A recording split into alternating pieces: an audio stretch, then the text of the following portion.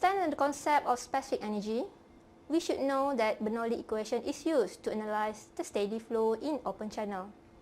Non-uniform flow occurs when slope of water surface, SW, energy line slope, SF, and bottom slope, S0, are not parallel.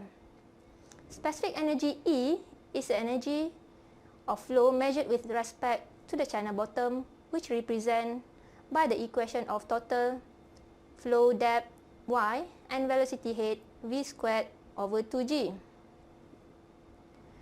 The concept of specific energy is useful in defining critical depth and in the analysis of flow problems. Note that velocity V is equal to discharge Q over area A. Therefore, to calculate the specific energy using the constant discharge Q, the velocity value in previous specific energy equation, which is V squared, can be substituted with Q squared over A squared. This means that for any constant Q, the relationship between E and Y can be represented by a cubic parabolic graph known as specific energy curve. Let's say this is a cross-section of any channel. To describe the relationship between E and Y, we plot E as x-axis and Y as y-axis. A line from origin is drawn 45 degrees from both axes with assumption that scale for E and Y are same. When Q is constant, the variation of E and Y in cubic parabolic shape is plotted. Looking at the graph, for any specific E, for example E1, there are two flow depth Y1 and Y2 will be obtained.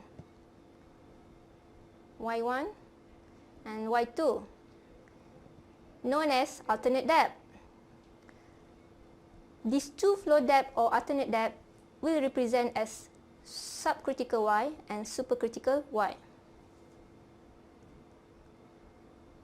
When the flow depth is subcritical, the velocity is reduced, flow depth is increased for the same value of Q until specific energy curve become asymptotic with 45-degree line. When the flow depth is supercritical, the flow depth is reduced, the velocity is increased largely, and the curve become asymptotic with E axis.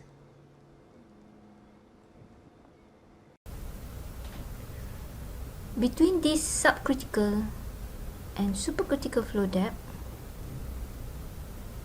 there is a transitional flow condition for any slope change known as critical flow depth, where Froude number is equal to 1. When flow depth is critical, YC, it can be seen from this curve that the specific energy for this flow depth is at their minimum, known as E minimum.